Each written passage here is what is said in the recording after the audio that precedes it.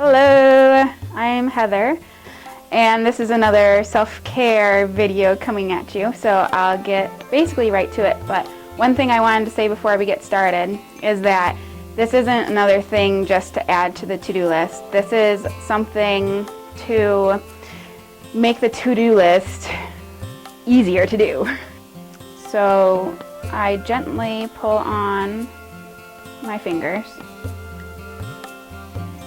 just to loosen them up in the sockets. I don't try to crack them.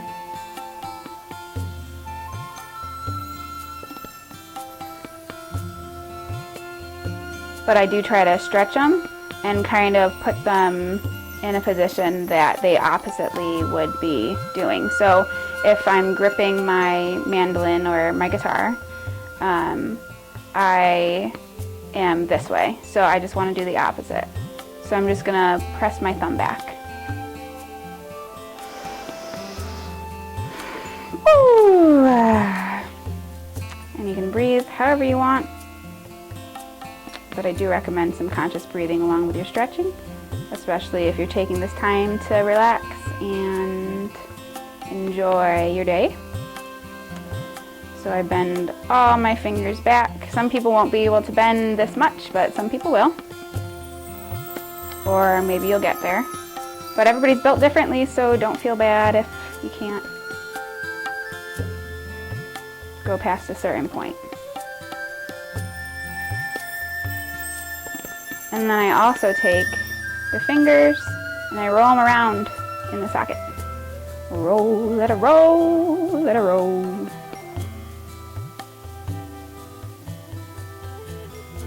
And it feels good. Whee! Woohoo!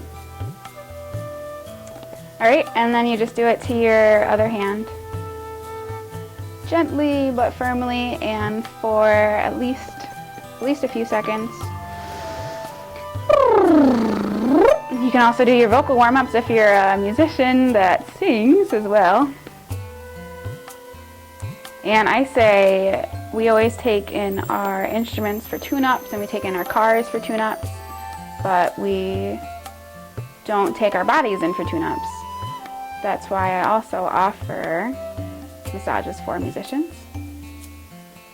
And light little pull, pull, pull, pull. Just to loosen up, warm up. This is also good after you're practicing. You can even do it before, but just, yeah, you might get some cracks in there. I don't know if you heard that. Okay, great. So even anything like this, gentle expansion.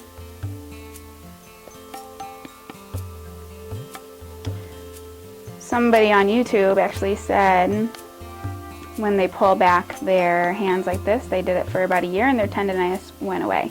So that's just an anecdote. I can't cure tendinitis. I don't know if that does, but just keep that in mind that somebody did that and it worked for them. And you can go the opposite way too. And that's going to stretch all up the forearm. Oh yeah. And then the other arm too.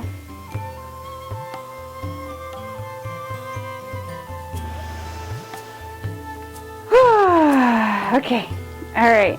So any kind of stretches for your arms are going to be really good because a lot of tension usually happens up here in the neck, in the shoulders, and in the arms, and it goes down into the hands. So anything going up, up and out.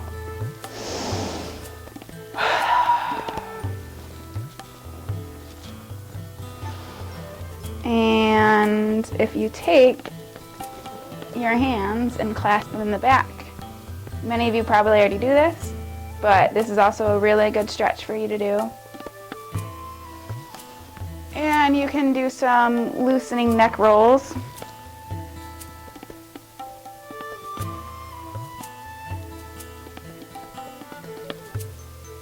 And go each way.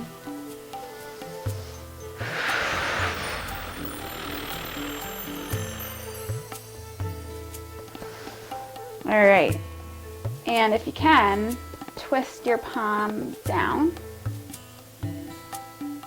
And you're gonna feel this in your hand and your forearm. And then take your chest and point it out. And then get up and open as much as possible.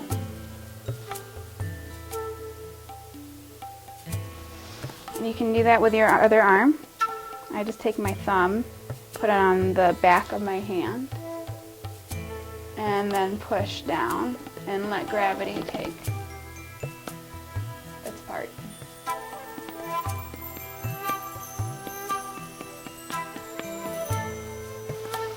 Alright, and then you can do it the other way, in front. If you twist your hand, again, very gently, we don't want to hurt anything. So this is just to help. And then I just do a twist. Some people do stuff like that in yoga. You can also try that out on both sides. That's going to get right here in the deltoids, amongst other muscles. But any kind of twisting is good if done gently enough. Let's see. And get creative. This is a part of being a musician, is being creative. So you know your body best. Don't go past any resistance level. I usually do a little self-massage on the wrist.